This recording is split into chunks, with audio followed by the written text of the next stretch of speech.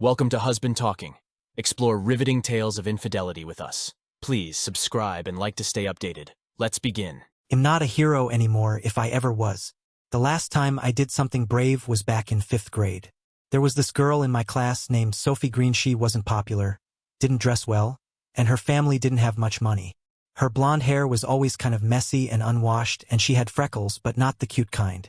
It was one of those really cold, windy days when the wind made everything feel even chillier. None of our jackets were thick enough, and we stuck close to the school during recess to avoid the worst of it. That kind of concentration of 5th graders reaches critical mass quickly.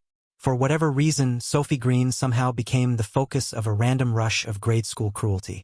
I don't really remember the exact nature of the genic contagion, but I do remember that if you wanted to remain uncontaminated, you had to stay off whatever 8x6 block of broad playground concrete she was on. The effect was like a reverse magnet, hordes of 5th graders rushing to evacuate to safe places, leaving a miserable Jenna surrounded by a bubble of loneliness. I have no idea what possessed me to stand my ground as she trudged toward me, a cloud of misery hovering around her. Maybe at first I was playing the game too, and by staying in place I was showing I wasn't afraid of our newly minted Typhoid Mary. If so, it didn't last past a single look at her downcast eyes. I had been singled out just a couple of months before for the crime of wearing a t-shirt with the Snickers candy bar logo on it. I would suffered my sentence of carrying Snickers as my nickname for a month. As if life isn't tough enough at that age when you were already named David Carter. I would shaken those chains off and gone back to my given name just a week ago, so as she stepped onto my block when I was supposed to jump clear, I just stood there and said hey. She watched me warily for some clever trick. She knew how the game was played too. She couldn't believe anyone would defy the will of the horde. After a minute, she nodded, and I went back to rearranging pebbles for some mystic 5th grade reason. I could feel the communal outrage build as the horde realized in its dim emotional collective conscience that I was refusing to play along. There was a slow but certain realization that I would have to be punished, at the very least ostracized along with her. I was, as they say, well and truly screwed. I would even done it fully knowing the consequences. My salvation came in the form of another redhead, Anna, a skinny, fearless copper-wire-haired, buck-toothed fury in slightly ragged clothes. She had never been afraid before, barely had 2 words for me in our 5 years as classmates. Maybe she really stepped in as a member of the secret Redhead Mutual Aid Society. Regardless of the reason, the equation changed as soon as she stepped onto that forlorn block of concrete desert with us. Anna was nobody to trifle with. She had an explosive redhead temper and long, sharp nails that she wouldn't hesitate to bring into play. Many of our classmates had felt her wrath.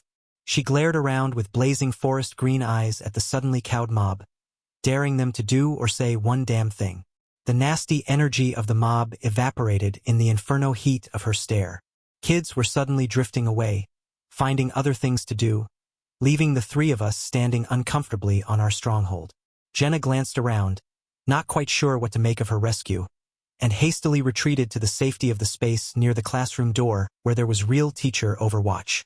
She would disappear after the end of the school year, move to Arizona, I think someone said. I don't remember for certain. I remember hoping she fared better there. I really did. Anna and I just stood ignoring each other for a long while.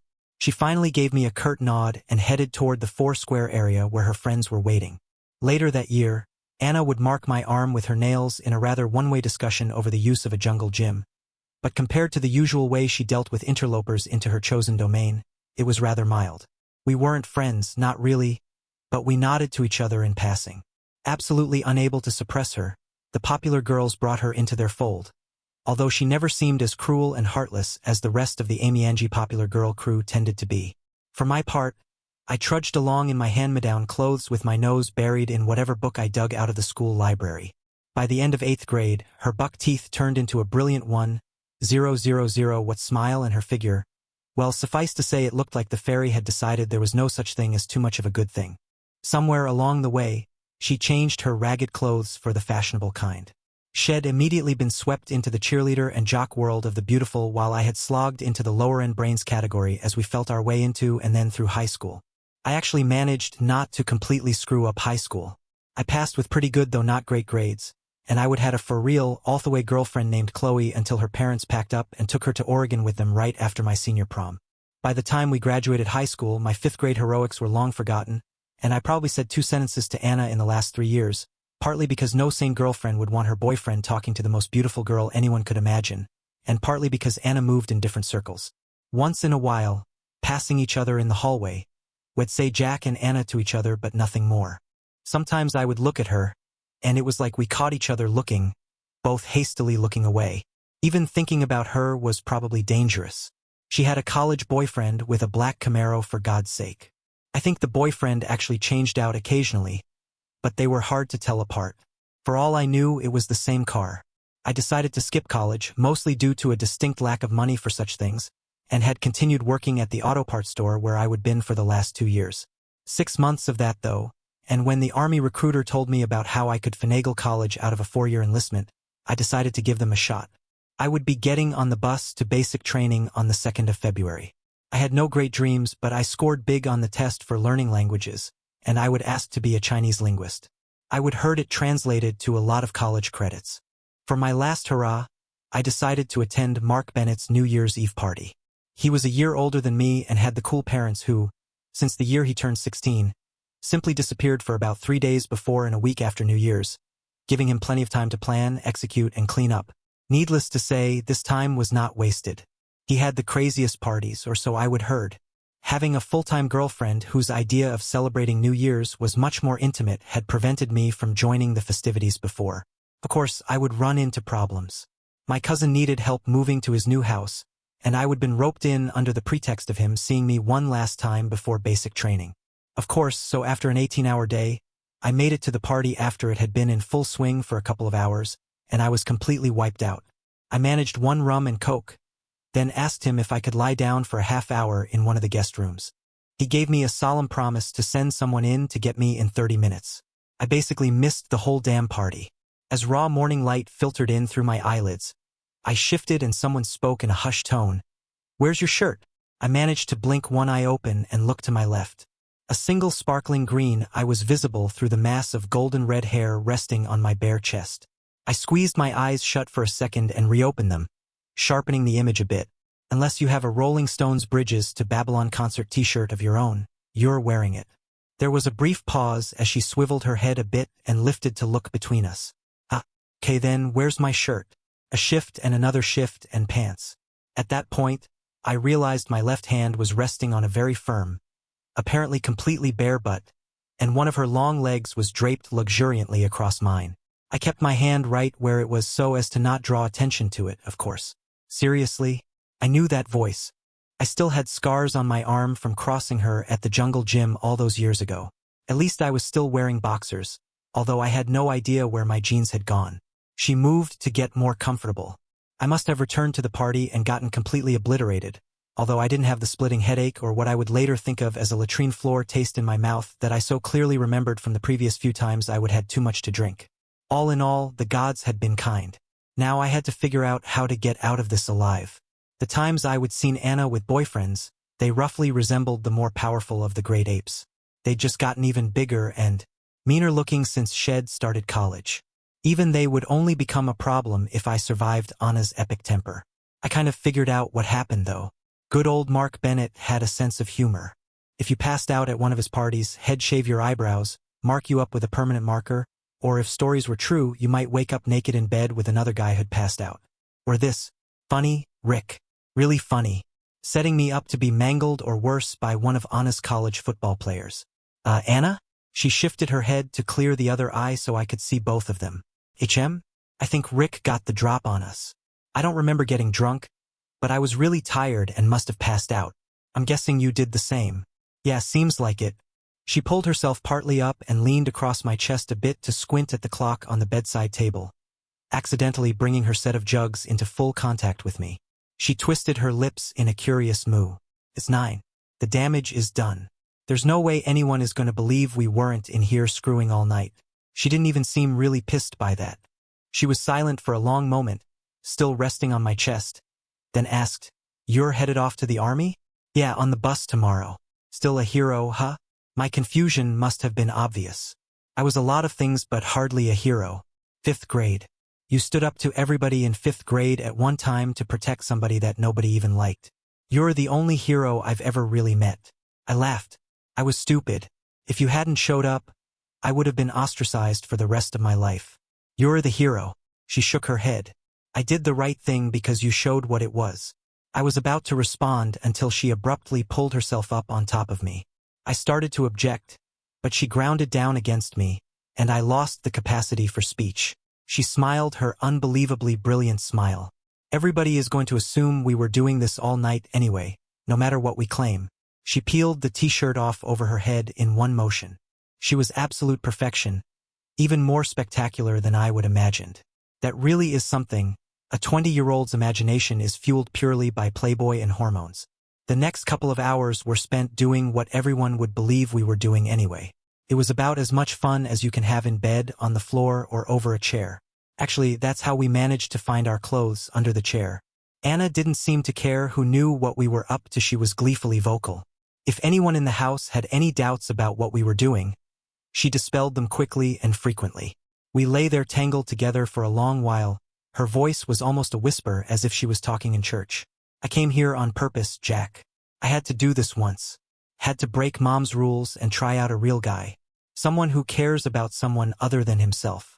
I looked at Anna, but her eyes were downcast. What do you mean, Mom's rules?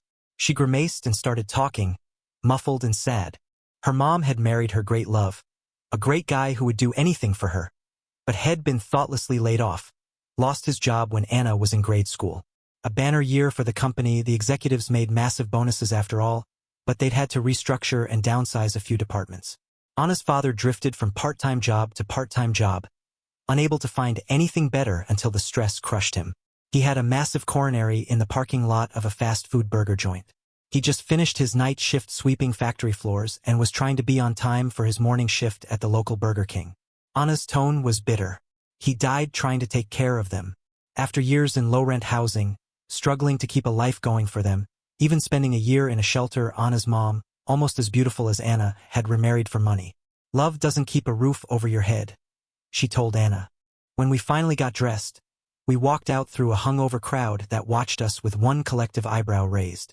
Anna stopped at the door and gave me a lingering kiss. She whispered, "Stay a hero." Then she was gone. I discovered a lot about myself in the army. Basic training sucks.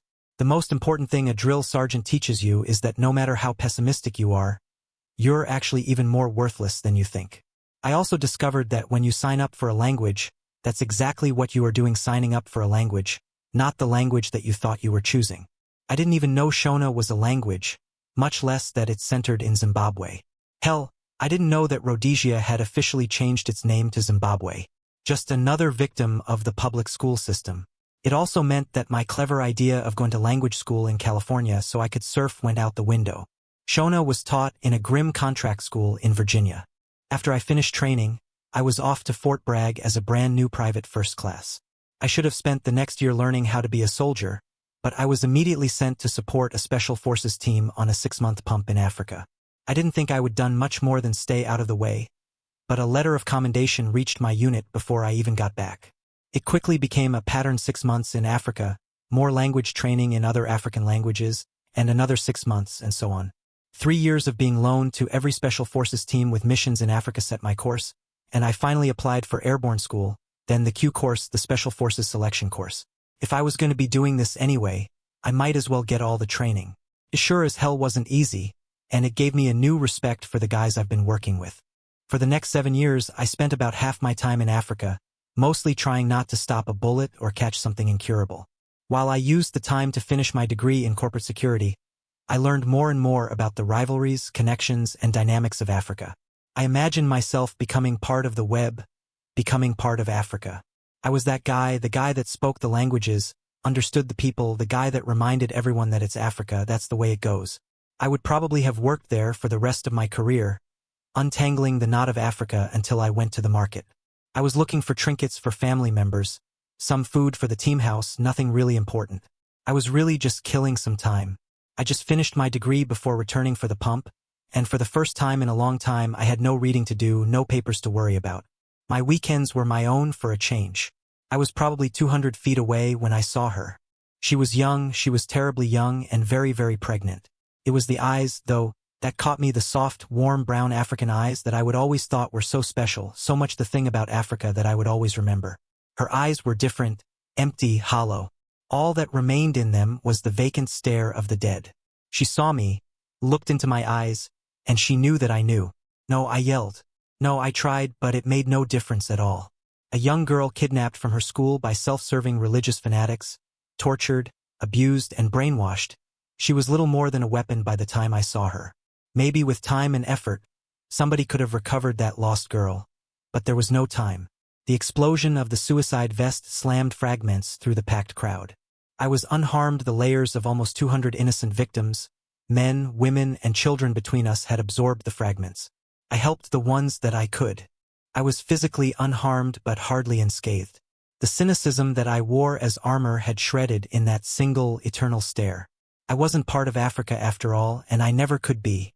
No matter how long I stayed, I would always be a visitor, always be an outsider. I dropped my plans for re-enlistment and put out my resume. I barely had it out before the corporate headhunters started calling. Special Forces experience combined with a degree in corporate security was a very attractive combination for many companies. Maybe an occasional visit to Africa, usually to a nice hotel, 5 times my pay in a plush office against 10 more years of pumps to every disease and insurgent-infested corner of Africa. It really wasn't much of a challenge to pick the winning hand in this game. Maybe someday, if I was lucky, I would even forget those eyes. The winner, at least to me, was Vertex Services Incorporated. They'd opened a new satellite office outside the Highway 75 loop of Denver, and they were planning some business operations in Africa in the future. A security manager with some experience in Africa was just about perfect for them. They couldn't justify hiring a full-time Africa expert by himself, but my role in security allowed them to keep the expertise on hand and still have me working full-time. I would provide a bit of advice on Africa while managing facility security. It didn't feel like a manager position. There was no team to manage, but more of a security coordinator. I owned personnel security, but the guard force and computer security weren't mine, even though I had to work with them. I moved in the week before I started, choosing a singles apartment not too far from my new workplace. I noticed a few pretty girls around the pool when I moved in, and a couple of them noticed me right back, so at least I had some off-work hour prospects. I decided that would have to wait until I got settled into work. The management board was fairly typical, mostly corporate drones, a lawyer, and Daniel Warren, the director of the new division and the son of the CEO. His father was preparing him to take over the whole thing. I got the impression he felt he was out of his depth, that maybe he felt like he wasn't up to the task of being his father's heir. He had an air of desperate desire to be something, anything. Still, he seemed like a nice guy, and he spent a couple of minutes greeting me and talking about his fiancée, a woman named Brenda, whom Head met at a horse show. The board quickly welcomed me and handed me off to Human Resources. The head of Human Resources was Sarah, who reminded me of my 9th grade English teacher, a graying but sharp woman with a wry sense of humor. She handed me my personnel paperwork and led me to my new office, a bit smaller and more cookie-cutter than I dreamed, but better than a cubicle. I wasn't there 10 minutes before the phone rang. "Hey, this is Mason with IT. Sarah says we got to set you up with an account on the system like today. You got a minute?" "Sure. Where are you?" "Bring your in-processing papers. Go out of your office, turn right, take the green corridor to the light blue, go left, and walk until you reach lemon yellow. My office is the first on the right." "Sounds colorful. Welcome to Crayola land." 3 colors and a near miss on dark yellow, and I walked into her office. A pixie-ish woman with bright green hair and matching lipstick peered at me through green-framed glasses past her computer screen. Her blue eyes sparkled, and she smiled broadly. "Hey, you made it. How do colorblind people get around here?" "I sneak out and leave cookie crumb trails. You'd be taking snickerdoodles to chocolate chip to peanut butter." She grinned mischievously, then launched into a horrible parody of a German accent, sticking her hand out. "Your papers. V must have your papers." I handed them over and watched her hands blaze over the keyboard. She glanced down at the papers. "Not married. You got a girlfriend?" "No time. Just got here, moved into my apartment a week ago." She wrinkled her nose like a bunny for a second. "Steak then." "What? I was gonna flirt with you until you asked me out, but that could take half an hour and I have a lot to get done." "It would work though. Once you asked me out, we'd have to go out for coffee, then a casual date of some kind. After that, you'd want to take me to a good restaurant and you'd want to make a good impression, so you'd ask me what kind of place I want to go. I figured we could fast forward through that stuff, so, steak." She flashed an impish smile. I held my hands up in surrender. Okay, you figured out my plan. What time? 6:30. Well, walk. There's a new place that just opened up about 3 blocks from your apartment. This felt distinctly like a setup. Where do I pick you up? 3 floors down, apartment 6. I watched you move in. I looked through narrowed eyes at her. The girl by the pool in the blue bikini? Her suppressed giggle managed to burst out. The bikini you found so interesting that you didn't remember my face? Hey, you had on huge sunglasses and that big hat. There hadn't really been very much to the bikini, which was why it was so interesting, to be honest. Yeah.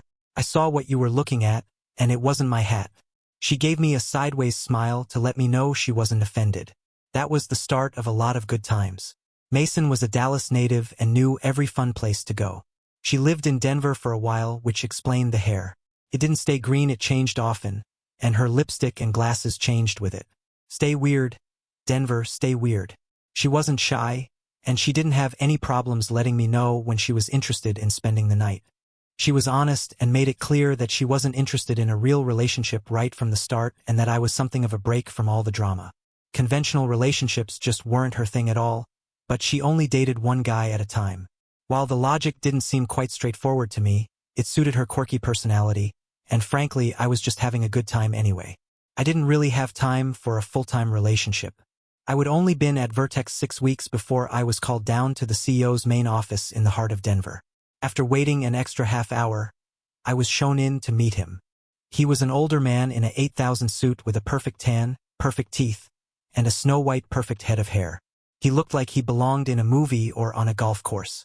He got up and walked around the desk to meet me as I walked in, taking my hand in a perfect handshake, gripping just hard enough to show no sign of weakness, just light enough not to be overly aggressive. Jack, welcome aboard. Thank you, sir. Glad to be here. Good to hear. How are you settling in? I'm doing well. The office is good, and my coworkers are friendly. In Mason's case, extremely friendly. That's good. Have a seat. He gestured to one of the chairs in front of his desk and sat in one opposite it. He made small talk for a few more minutes before getting to the point. I need you to go to Lagos and make arrangements for meetings. We'll get you a contact list. This is just to lay the groundwork with businessmen and a few government officials. There's a lot of potential there, untapped resources, and we really need to set up contacts and get in on the ground floor. I kept a polite smile on my face. That's what they say. It was what they had been saying for decades. There was a running joke among a lot of Africa hands that Africa was the wealth of the future and always would be. Africa might have wealth, but it was far harder to exploit than all the businessmen ever dreamed. Safety, corruption, dysfunctional economics, and crime all created an atmosphere that always seemed to conspire to prevent the promise of Africa from paying off, especially in the Democratic Republic of the Congo and the Central African Republic, aka the DRC and the CAR. Hell, some kind of industrial chemical spill had killed nearly 300 people along the Zambezi River in the CAR just a few months before I would left the army. All that anyone had done was shrug and say, "It's Africa, that's the way it goes." Still, it was going to pay the bills, so I smiled and decided to go along, making arrangements for mid-level executive meetings. Some of the businessmen were almost certain to be con men, but that wasn't my end. Everybody seemed happy, and it all seemed pretty small scale, so Vertex could easily absorb any financial losses. As I was getting ready to leave, a tall, stone-faced man came in unannounced. Warren nodded to him. "Jack, this is Reed. He's my chief of security, and he represents me when things go wrong."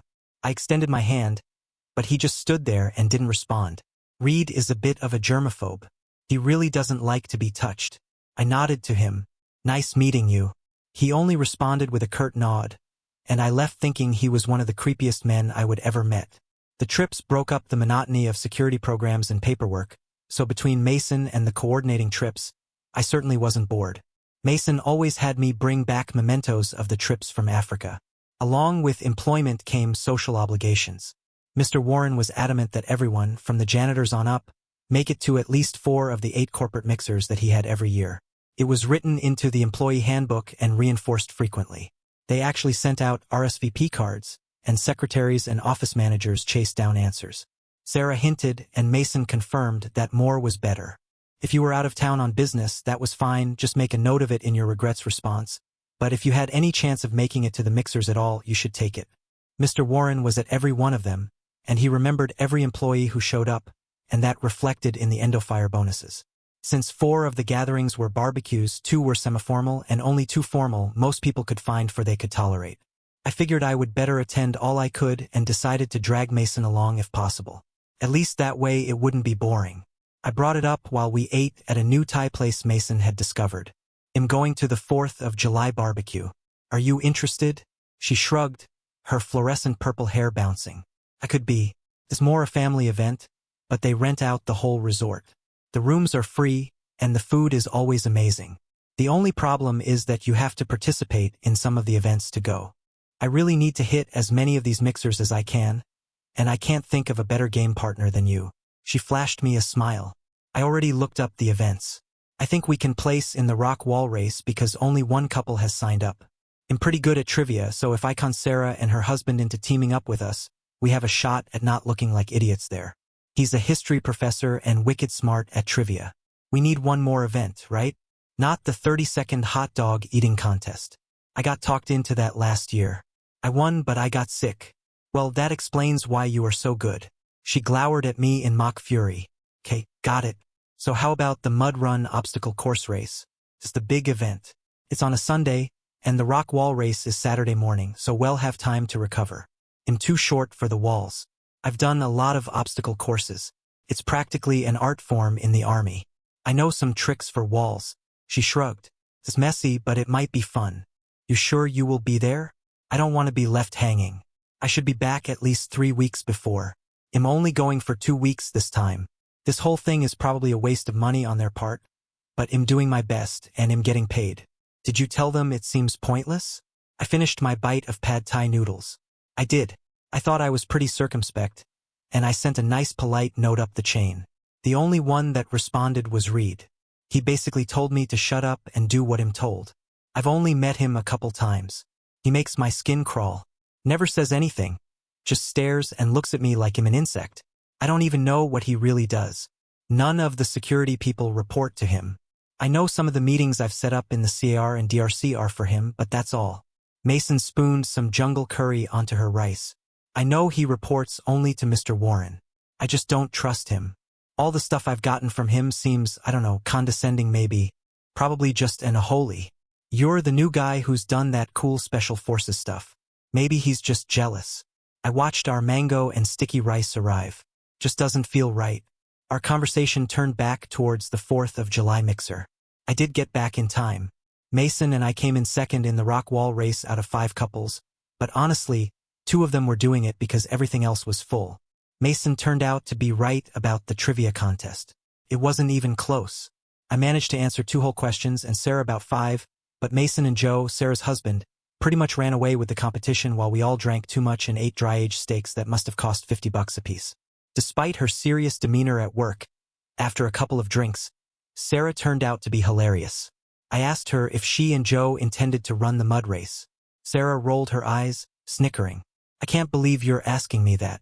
Have you looked at the obstacles? The walls aren't all that bad. Screw the walls, it's the crawl through pipes. There's no way in hell I'm getting this 42-inch but through a 36-inch pipe. Mason, a little more than half lit, began giggling uncontrollably. Joe could get behind you and push. Oh yeah, I know how that would go. If I get stuck in a pipe and he gets a hand on each of my bums, helping me get loose will be the last thing on his mind. Mason spun an invisible lasso over her head, grinning from ear to ear. Sarah choked on her drink for a second. That'd be the last year we're allowed to attend. Her eyes widened. Hey, maybe we'll do it the year I retire, go out with a bang. Mason howled. Joe nodded agreeably, and both women worked their way up to breathless laughter. I shook my head. Sorry I asked. Joe gave a half smile. I keep forgetting to keep the 2 of them apart when they get to drinking. They feed off each other. I can see that. He smiled fondly over at his wife for a second, then turned towards me. Sarah tells me you're the Africa expert as well as the security manager. Said Warren himself chose you. Daniel is a pretty good guy, but I think the board probably identified me. He pursed his lips, puzzled. No, I'm sure she said it was the old man, not Daniel. I started to ask, but Mason fell back against me, laughing wildly at something Sarah had said. Joe held his hand up. Sorry, Jack, but I think we need to rope these 2 in and get them to bed before they go overboard. Sarah grabbed his hand. Come on, let's go practice that pushing technique. He shrugged helplessly as she dragged him away. I half carried Mason up and put her on the bed while I brushed my teeth. I was just thinking about Joe's confusion when I heard a noise behind me. Mason stalked towards me, dropping her dress to the ground. The victory sex and grilled steak-induced coma that we fell into later that night was well earned. And it was a damn good thing the mud race started late because we barely made it to the start line at 8.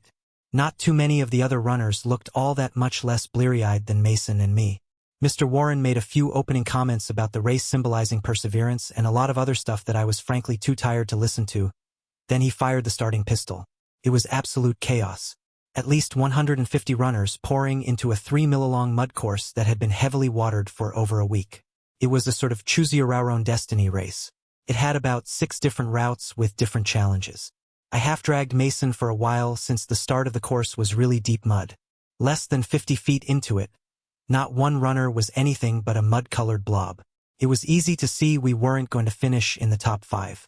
Some of the couples obviously took it really seriously and must have trained on how to run mud courses. Still, we struggled along, laughing mostly at each other. Though when one of the secretaries had her tube top pulled down to her waist by the mud, I cracked up. Who wears a tube top to a mud race? Mason gasped for air. Tiffany always does. I think this is the 3rd year running she's lost her top that way. Not really an accident then? I think it is her version of sitting on the copier to make Christmas cards. Can't really see anything with all the mud. I think that's the idea. Blatant exhibitionism without the actual risk. Warren turns a blind eye to it. Laughing our way along, we managed to get 2 miles into the course before we saw somebody in real trouble. Shielded from nearly everyone by a clump of bushes, a woman had slipped and had her foot trapped under a short wall. Her partner was frantically digging as quickly as possible to keep her from slipping under in the 3 feet of near-liquid mud. They must have been way ahead of us because he was obviously exhausted and starting to lose the fight to keep her from going under. We stumbled over to them. "You need a hand?" The guy nodded, choking in air, unable to answer, while the woman looked at us with more than a bit of panic. Mason immediately joined in, keeping her face clear of mud while I pushed down and worked an arm in to get her foot free. It didn't take long with the 3 of us working together, though she lost her shoe for good. I found a chunk of rock and jammed it in the gap under the wall to save the next person to come along. We stumbled along in a little group, him and me helping the girls up over the walls, then pulling ourselves over. It was just a matter of height. The guy looked at me. I couldn't pull her out. "You have to break the suction. The mud's like quicksand. They'll send an email up the ladder and make sure they put people along the course for safety next year." He shook his head. "Don't worry about it. I've got it covered." Once they scraped enough mud off their faces, it turned out our new friends were Daniel and his fiancée, Brenda. When we finally reached the end, they insisted we cross the line before them because Wed stopped to help them. As we headed over to the wash-up station to clean up, Daniel laughed as he washed the last of the mud out of his hair and off his face. "I was really hoping to place higher this year." Brenda laughed. "We did okay. I survived, and for a while it looked like that wasn't going to happen." Mason pulled her waistband out and peered down into her shorts pensively, while Daniel and I traded wry looks. Daniel finally grinned. "My father paid for a very expensive brunch, and I think we need to make a serious dent in the champagne. Meet you there after we clean up a bit?" I nodded. At least it had washed the taste of mud out of my mouth. We cleaned up and were back down in less than half an hour. Mason paid tribute to the mud run with mud-brown hair, nail polish, and lipstick. Daniel and Brenda had grabbed a table and already heaped it with food and a chilled bottle of Moat and Chandon. "What did you do? Order 4 of everything." Brenda nodded and held up a chocolate-filled croissant and pointed to a plate with 3 more. "Better catch up, you two. I'm about to drown my memories of endless mud in chocolate and champagne." Mason and I dug in, laughing and joking with Daniel and Brenda. Brenda seemed to have all the self-confidence and assuredness that I sensed lacking in Daniel. She'd gotten her undergraduate degree at Wellesley, then moved on to an MBA at Harvard Business School. She seemed more comfortable with the idea of running a multinational company than Daniel did. They really complemented each other. By the time we left, Daniel and Brenda had promised us an invitation to their wedding. The next few months were a blizzard of work and trips. I did trade emails with Daniel, and we even managed several games of racquetball where we were pretty much evenly matched. We also downed a few beers together on occasion until the tempo of my trips to Africa picked up. I was gone for the next 2 mixers, which was very disappointing, partially because Mason managed to go to the Halloween party and said that Tiffany dressed up as Elvira with a bit more bare skin. She did take pictures, though, and it was truly impressive. I asked about Daniel and Brenda, but she hadn't seen them there, which was odd. More bothersome, something about the trips to Lagos was starting to seem peculiar. The guys I was setting up meetings for seemed to know each other already, and there didn't seem to be any rhyme or reason to the scheduling. Even for Africa, where delay for monetary gain was a time-honored tactic, it was just feeling wrong. I sent a note up to Daniel about my concerns. His response was distracted and a bit confused, but he promised to kick it upstairs to his father. I didn't catch it at the time, but he completely ignored my polite, "Send my regards to Brenda." Maybe if I would notice that, I wouldn't have been caught so completely flat-footed at Christmas. The Christmas ball was the most formal of all of Mr. Warren's mixers: white tie, ball gowns, entrees nobody could pronounce, and live orchestra music in a massive ballroom were the order of the day. I would have asked Mason, but she sent me a note before the invite even reached my desk, telling me to pick her up at 5:30 on the day of the ball, that we had a room reserved, and that she already had an unbelievable dress picked out. The dress really was unbelievable. When Mason answered the door in a shimmering opalescent white sheath dress with matching hair, lipstick, and nail polish, I was momentarily dumbstruck. She gave a smug smile. "Cat got your tongue?" I caught my breath. Wow. Just wow. I squeezed my eyes shut and opened them again. Just unreal. Her smile went a little lopsided in a good way. We both recognized that we were just friends with benefits, but she liked being appreciated. She took my arm, and we headed out to my car. After dropping the car with the valet, we headed into the grand ballroom, an enormous 100-year-old venue that they'd managed to keep in near perfect condition. We found our table off in a remote corner, which bothered me a bit. As stupid as it seemed, I thought Wed had a lot of fun with Daniel and Brenda, and I kind of expected to be a bit closer to wherever they were sitting. Still, Sarah and Joe ended up at our table, and so we had entertaining conversation, and when the dancing started, we traded partners for a couple of dances. I caught a glimpse or two of Daniel, and finally, during a lull, Mason and I decided to go over and socialize a bit. We were still 20 feet away when Mason suddenly stopped and tightened her grip on my arm. "Holy, who the hell is she?" I followed her stare. The woman hanging onto Daniel's arm wasn't Brenda. She was tall with a figure that was barely believable, mile-long legs, and long golden red hair. She held on to Daniel with an easy, confident belief in her ownership. We weren't the only ones looking at her. Nearly every man and woman on the floor had one eye on her in a mix of jealousy and barely concealed lust. Mason blinked. Wow, where the hell did she come from? Daniel suddenly caught us staring. "Jack! Mason, come on over here and meet Julia." The redhead turned to look at us and smiled. A practiced, perfect, blinding smile. "Julia Lewis. I'm Daniel's fiancé." She didn't seem to recognize me at all, but I knew her. I hadn't seen her since the day before I left for basic training, but there was no way I would ever forget her. I kept my face straight with enormous effort. "Nice to meet you, Julia. I'm afraid I've been out of the country, so Daniel hasn't had a chance to tell me about you." A look of relief washed over Daniel's face when he realized I wasn't going to say anything about Brenda. "Yes, it's just been so hectic. We just keep missing each other. Julia and I met in November." He went on to discuss a relatively meaningless charity ball and how their eyes had met and they just knew.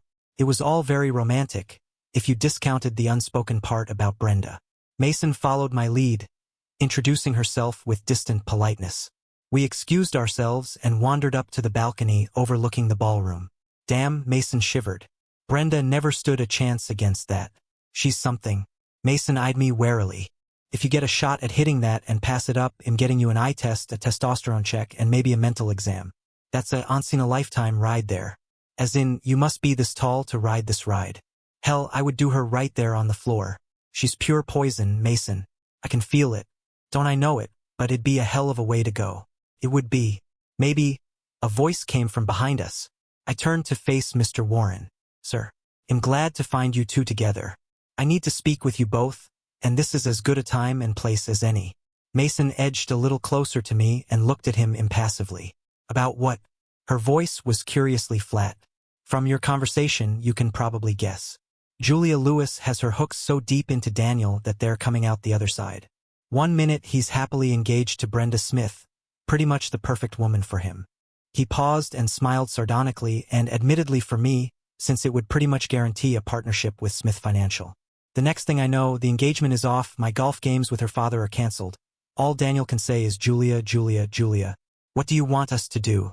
I could see genuine concern in his eyes, but I had the feeling it was less for Daniel than for the business. Look into her. Find out what you can. Let me know if it's as bad as I think it is.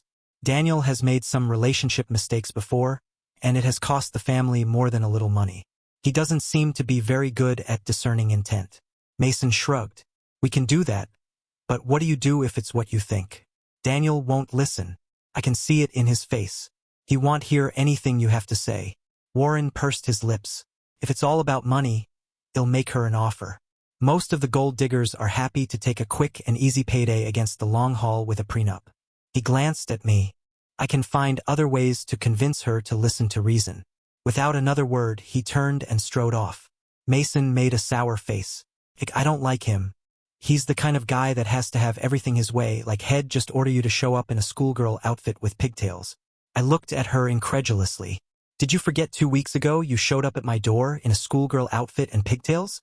Yeah, but that was my idea. It's different. She smirked. When the evening ended, as Mason and I were heading up to our room, I glanced down and accidentally looked right into Julia's eyes as she watched us. Even though her eyes were emerald green and hard as ice, all I could think of was the dead eyes of that young girl in Africa. This is bad. Really bad. Mason stared wide-eyed at her computer screen. You mentioned that when you called me over to your office. I leaned back in the visitor chair. Define bad. Category 5 hurricane bad. Just follow the carnage: 2 marriages and 2 divorces in less than 8 years. Each lasting less than a year. Named in 4 more divorces, probably paid hush money for at least that many that aren't in the legal records. Mason pursed her cupid lips and shook her head in slow disbelief. Warren will insist on an ironclad prenup. I walked over to the window and stared out. Mason studied her screen. These were all old money families, the kind that are born with prenups in hand. Her lawyer broke them. Daniel is all twisted up. He broke off his engagement to Brenda. He's crazy enough over her that he might do something crazy like elope to California. No prenup at all. Mason tapped out a rhythm on her keyboard for a few seconds and pulled up a picture from the Christmas party. Then gave a low whistle. Damn. I forgot how hot she is. It'll be damn hard to pry any man away from that. I walked behind her desk and looked at our nemesis. Mason was right. If Daniel was going to throw millions of dollars away, at least she looked like she might be worth it. I wanted to tell her who Julia really was, but came up blank when I realized how it would look. Mason caught it immediately. Jack, what's going on? I took a deep breath and decided I had to trust someone. Laura.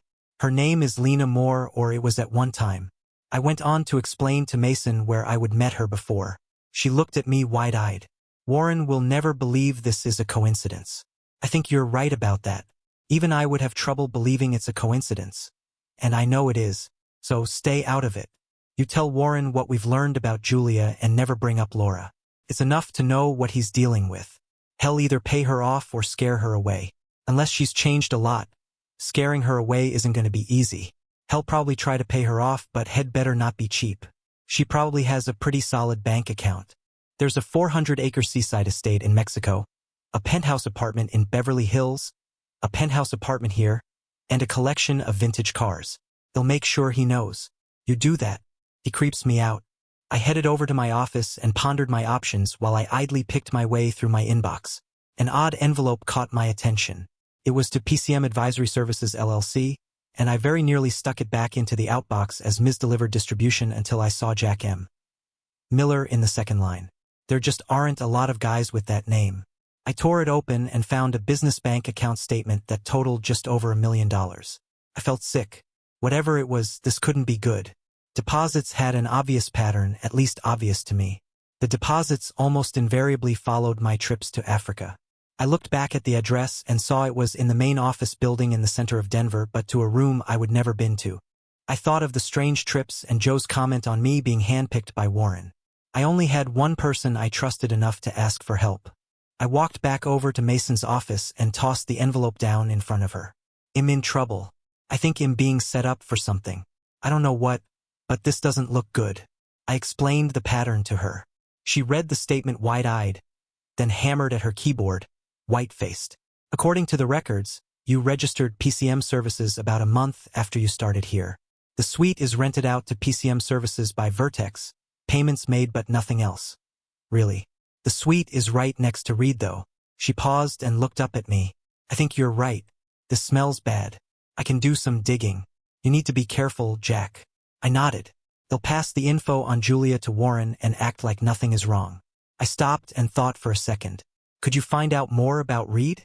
There may be something there. I sent Warren the information on Julia in an email. There was no way I wanted to meet him in person and risk him realizing that I knew something. Good businessmen can read people all too well. I got a short response back that he would take care of things. When I dropped by Mason's office, she let me know what she'd found on Reed. Not a lot, but enough to make me worry. His full name was Eric Reed, and he was a former DEA agent who'd left that agency under a cloud of suspicion when his partner was killed and several $1,000s had gone missing. Not enough evidence to prove anything, but it was clear what the DEA thought of him. Mason also looked into the bank account. The money was coming from anonymous accounts in places like the Cayman Islands, but she was otherwise sparse on information. Her stock answer was a harried and distracted still digging. I would just have to play along until I knew what was going on. It was quiet for a couple of days while I mostly tried to figure out what to do. If Warren was stitching me up for something, I needed to know what it was and how far it went. I was staring out the window, watching rain spatter against the pane in a numbing rhythm when the phone rang. Please hold for Mr. Warren. A moment later, he came on the line. Jack, I need you to have a word with Ms. Lewis. She laughed in my lawyer's face when he offered her a $700,000 payment to leave town and leave Daniel alone. What do you think I can do? Push her. Get her to understand that this is not happening.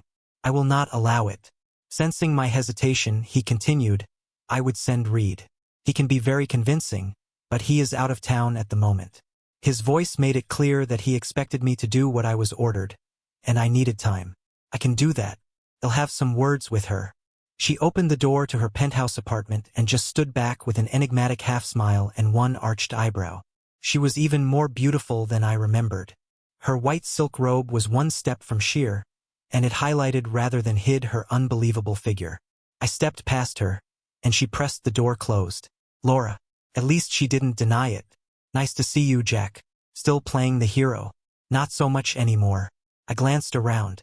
The whole place screamed money in a million subtle ways. She leaned back against the door frame in an almost lazy, cat-like stretch. Her emerald eyes locked on me. So, I'm guessing Daddy Warren sent you. He asked if I could talk with you about Daniel. Glancing sideways at me, she smiled slightly.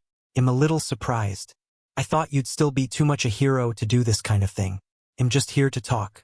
Did you tell him you know me? Not yet. I was hoping we could deal with this quietly. She pushed off the door frame and moved liquidly, slowly around me to a bar on the side wall. Is that what they call it now? I'm just trying to keep everyone out of trouble. She opened a bottle and began to pour whiskey into 2 tumblers. Oh, but that's not how it works, Jack. She turned and handed me a tumbler and took a long, slow drink from the other. So how does it work? I sipped her very expensive whiskey, savoring the taste almost as much as the sight of her. She was hypnotic, almost addictive to watch. Daddy gets concerned. He sends a lawyer around to make an offer, just a gesture really. Leave my son alone, he promises a little money, that sort of thing. And if that doesn't work, that's where you come in, Jack. They send you. And what do? Oh, you come by unannounced, loom over me, and make scary noises. She put her tumbler on the coffee table, widened her eyes, and held her hands up in mock fear, then shook her head and sighed. But that just doesn't work with me. I put my tumbler down next to hers and stepped towards her. So what next? That's when you start getting a little rough with me. Slap me around a bit. You don't want to leave bruises or anything I could use to get sympathy from Daniel and alienate him from Daddy. But you need to put some fear into me. Teach me a lesson. She stepped slowly towards me, one hip at a time. That's what you do. I don't want to do that, Laura. She stepped forward until I could feel the heat of her body, and she put one warm fingertip to my lip. But you have to. It's part of the script. It's just how these things are done. Not by me. I still have my soul. Her eyes narrowed, and her hand blurred, catching me with a stinging slap. She drew back for another, and I caught her wrists. Stop. I made the mistake of staring into those glittering green eyes for a second. She pushed up against me and I fell into them. One moment we were standing, the next we were locked together. We were driven by a desperate need, a desperate want, desperate memories that had surged out of nowhere, or maybe from everywhere. By the end of it, we lay side by side, gasping for air, trying to calm ourselves. I studied the ceiling for a moment. I feel like because of Daniel, that isn't real. It never was. That didn't make me feel any better, but there was no point in arguing. What are you doing here, Laura? I don't want you to get hurt. Me? It's too late for me, Jack. I'm as hurt as I'm going to get. We both rolled up on our sides to face each other. I think Warren is dangerous. Daniel has made mistakes before and it has been expensive. So do what they're paying you to do. I searched her eyes for a second. I think we both know I could never harm you. For a brief second, I saw a flare of pain.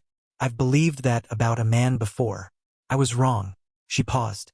I married right out of college, just like Mom said. The type, the football player, the fast car, the family with all the money. It lasted 2 years before it all came apart. There were tears in her voice but none in her eyes, just cold anger. He had girls everywhere. I knew how he was when I married him, and I put up with it until I got pregnant. One day I lost it. I threw a plate at him. He threw me down the stairs. I lost the baby. I lost the ability to have a baby. Then he decided if I couldn't give him children, I wasn't wife material anymore. The prenup had me out the day I left the hospital with no money. So how did this happen? I gestured at the room around us. I found a lawyer. She broke the prenup. They're amazingly delicate things, One little mistake and it's out the window. I got half his money. The maid saw him hurt me. Cost money to get her to testify, but it was worth it. He spent a couple of months in jail, learning how to be nicer to people. Her eyes glittered, hard and cold. My lawyer had some friends there who made sure he learned his lesson about beating women. And since then, well, I knew the way the game was played. So since your marriage didn't work, they all need to be destroyed? I expected anger, but instead, she smiled. It was edged in ice. I've never broken a marriage where a man wasn't already playing around. They deserve it, and their wives deserve to know they're not worth keeping. I even make sure the wives get the evidence they need very quietly, of course, through my lawyer. What about Daniel? What did he do to deserve this? She looked away. Daniel is a special case. Believe me, this is for the best. A catch in her voice told me it bothered her. I didn't know whether I should or not, but I was running a deficit on trust for the whole Warren clan, so I dropped it. So what now? We're right back where we started. You go to Warren. Tell him you really roughed me up. Her mouth quirked in a real smile. That's close enough to the truth anyway. Just don't tell him it's mostly carpet burns. Then tell him I hinted that I might leave if the offer were a bit better. Hell up the ante, and I'll get out of here while things are still peaceful. You will? After I get what I came for, they'll never see me again. I laid back and looked at the ceiling. So that's that? Almost. What else is there? I think one more time should do the trick.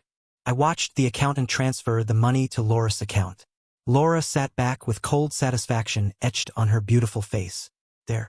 $5,000 paid as a consulting fee from Mr. Warren's personal investment accounts. He sighed as he closed down the laptop. Laura looked at something on her phone and nodded to her grim-faced lawyer. Her lawyer pushed a memory stick over to one of the Vertex lawyers. Ms. Lewis will vacate her apartment tomorrow and leave the state of Texas for at least 5 years. The stick has a video statement by her to that effect. She also declares that she has had no interest in Daniel Warren except from a financial perspective. Aside from Laura and the Vertex accountant, only 3 lawyers and I witnessed the transaction. It had all taken place in her lawyer's office, in an oddly sterile conference room. Laura pointedly ignored me. Warren had insisted I be there as an implied threat, a reminder that he could do more than offer money. He, on the other hand, had distanced himself from the proceedings. Daniel, of course, was unaware of the coldly financial sacrifice of his dreams of happiness. What I couldn't understand was the sheer glee in her eyes as she walked past me to leave. From what Mason and I had seen, the money just wasn't high enough to really buy her out. Consequences to the innocent are, of course, inevitable. It was almost 2 a.m. when I got the phone call to come down to the police station. He was uncooperative, and the cops found my security manager card in his wallet. No bail, just get him the hell out of here. The cop at the desk just wanted Daniel gone. Daniel Warren in the drunk tank would be way too much trouble, and she didn't want it. She led me to the holding cell. Where'd you find him? Lobby of the Hilton. They really didn't want to call us. But he was getting pretty unruly. He was half sitting on the end of the single bed in the cell, but he opened his eyes as soon as we entered. He tried to lunge off the bed at me but just flopped onto the filthy floor. Out cold. The cop helped me get him up on my shoulder, then pushed an envelope at me with his belongings: cell phone, belt, wallet, May 3rd, 52 in cash. You going to be able to handle him? He'll probably be wearing whatever he drank for supper, but he'll make it. I dragged him out to my car and strapped him in the seat. I tried to think of who to call. No way I was handing him off to his Holy Father, and I couldn't think of anyone else who cared enough about him to watch over him, except maybe there was that one person who might. I pulled his phone out and checked it. Poor naive Daniel didn't even keep a screen lock on it. I stared at the picture he had set on his phone as wallpaper and felt nausea. I flicked through the contacts and made the call. She didn't sound thrilled, but Shed answered, and I told her I would just dump him on her doorstep if she didn't let me bring him in. I dragged him up the steps, then into the high-end townhouse while she held the door. What am I supposed to do with him, Jack? Keep him away from sharp objects for a couple of days, treat him like shit for a while, then maybe forgive him. He didn't have a chance against her. You know he didn't. Brenda pointed down a hallway. I do know. That's what hurts. I didn't even see it coming. He doesn't love her or anything like that. It was just infatuation. Daniel should have been smarter than that. Pisses me off. You've always been the sharper half, Brenda. Remember that. I tossed Daniel up on the bed and pulled his phone out, flicking it on and holding it up for her to see.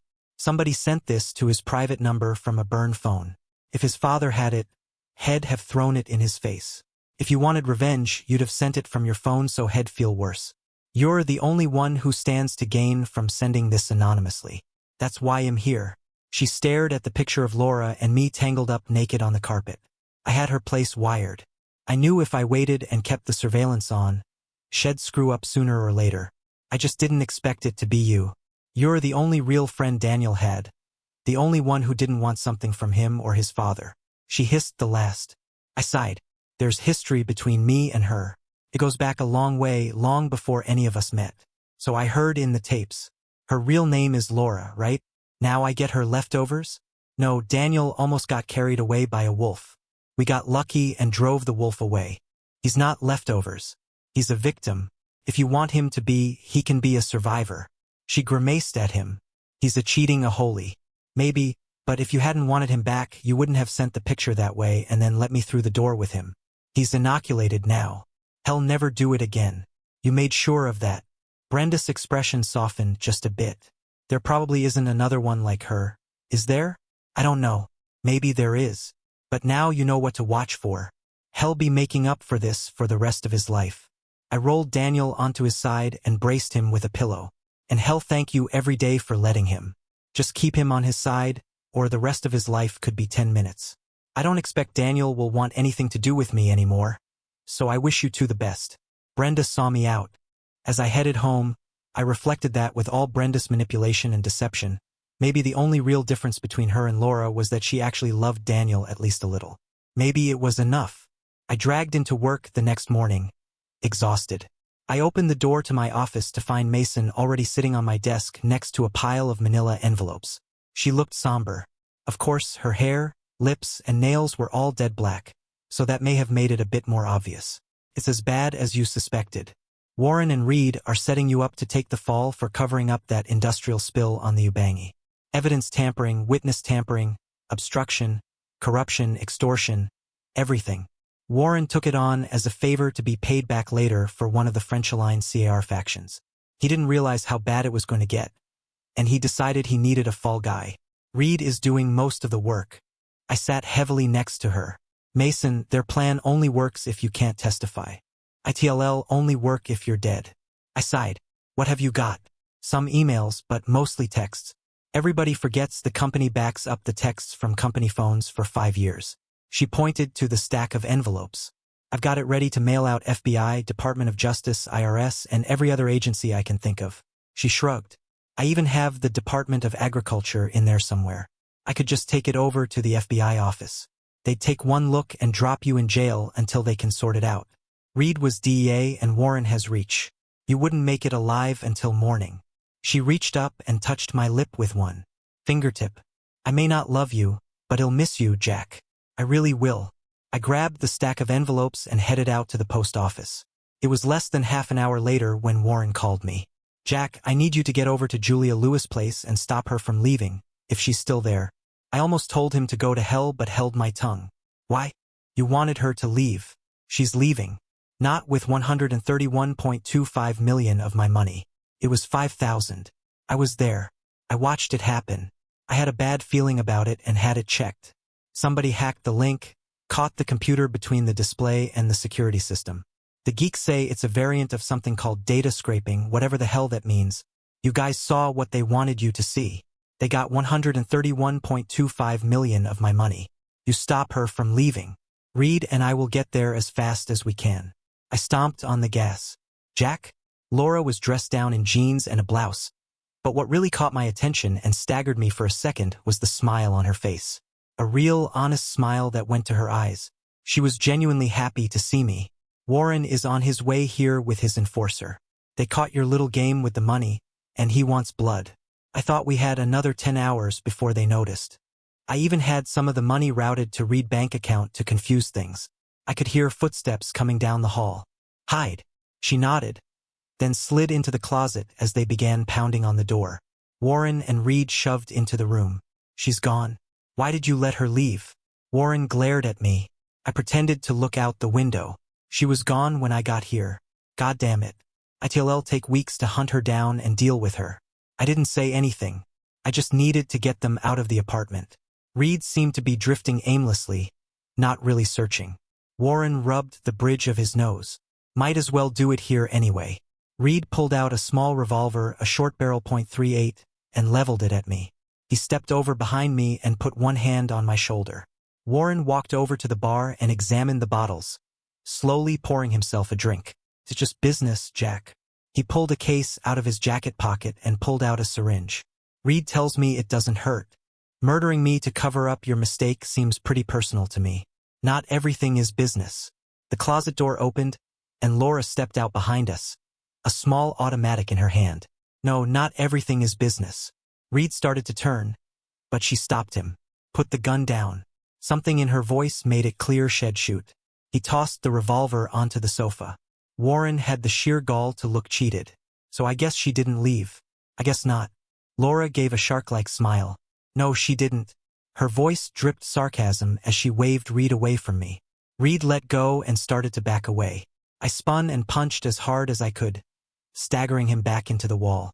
He tried to fight back, but it was too late. I hammered him until he slumped to the floor. Warren stood rigid, looking at me in shock. What was the plan? Unsolved murder in the missing woman's apartment? Maybe get law enforcement to do your dirty work? Laura cut in. Jack, do you remember when I told you about my father? I nodded. Warren looked lost. Robert Pike. That was his name, though I don't expect you would remember that. She looked at Warren with a curious tilt of her head. He shook his head slowly. You downsized his department 1 year so you could pay yourself a bigger dividend. I looked into it. The division was doing well, but you reported that you wanted a bit more cash flow for the investors, so you chopped it. That was business. His voice was slow and uncertain. Her eyes narrowed to slits. That's your answer for everything, isn't it? But it wasn't. Took me years to find out, but I did. You did it to cover up a mistake.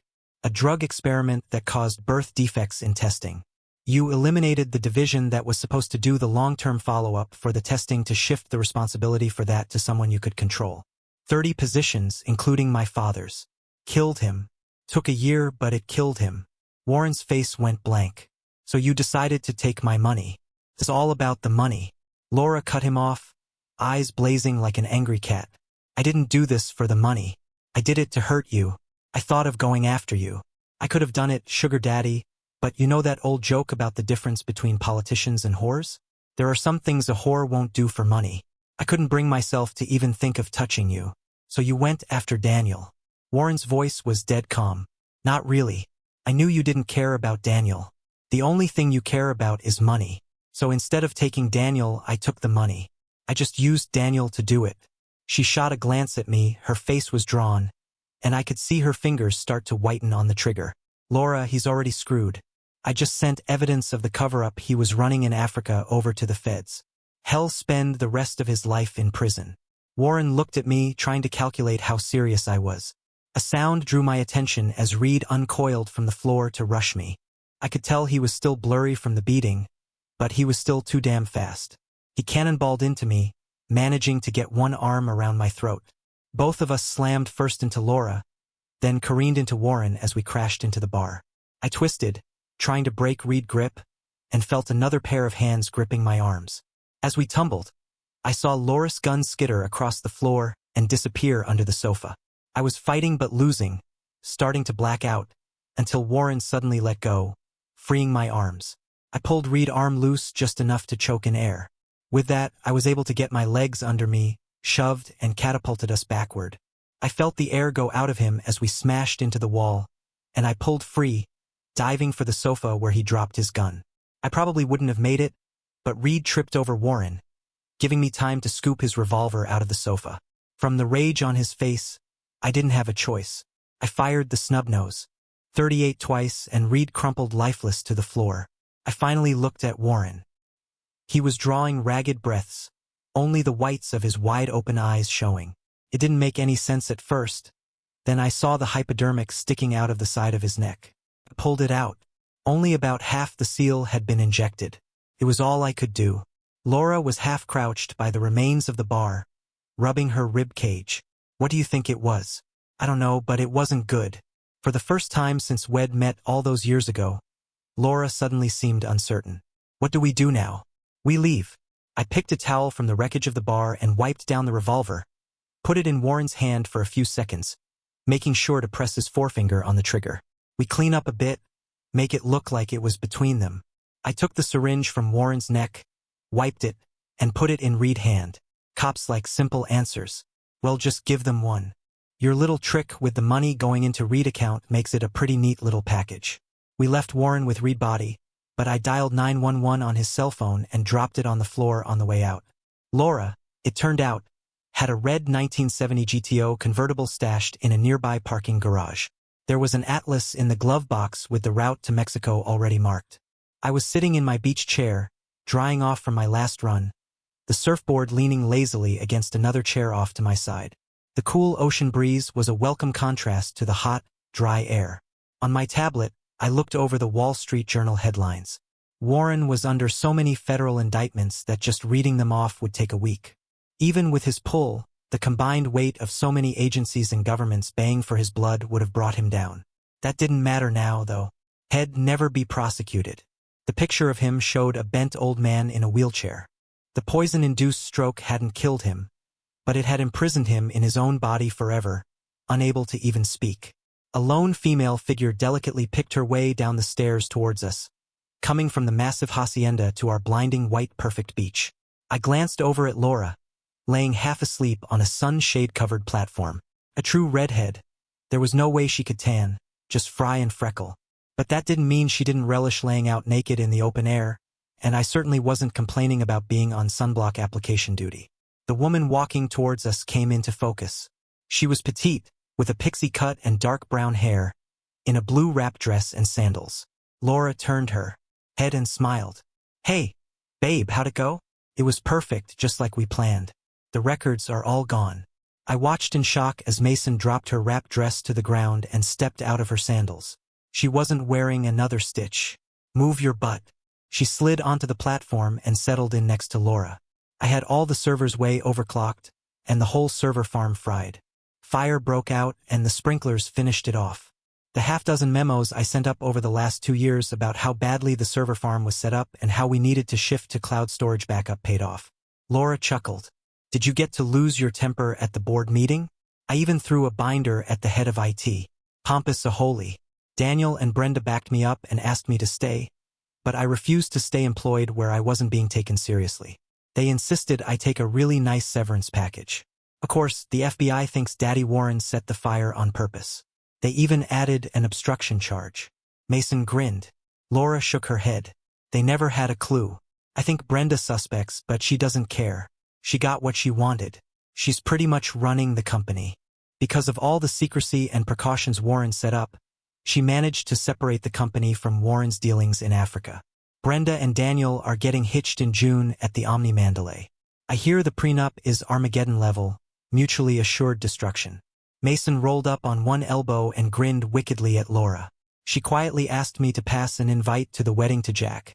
But I don't think she wants to see you there. Laura laughed softly. I bet not.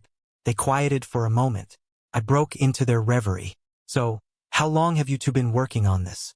Laura focused her shining eyes on me. 2 years. Met her at a club in Denver. She's really good at that, you know. Mason smiled and sent me a quick raise of her eyebrows.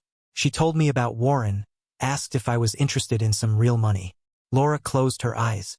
You almost screwed it all up, Jack. Mason nodded. Once Laura realized who they hired and that they planned on making you the fall guy for the whole Zambezi River cover-up, she was determined to rescue you. The full scope of their plan hit me. So now what? Mason flopped back onto the platform. I just dropped by to let you guys know that it's all clear. The FBI has even lost interest in you. I have to get back to work. Tonight, I'm thinking of going to Paris.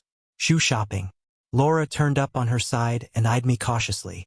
I don't have any plans to go shoe shopping or anything else, so I guess the rest is up to you. A real hero would have been offended and angry at being manipulated like I so obviously had been. A real hero would have left, stuck to his principles and stormed off. But as I said, I'm no hero. Thanks for watching. What would you have done in David's situation? Let us know in the comments, and don't forget to like and subscribe for more.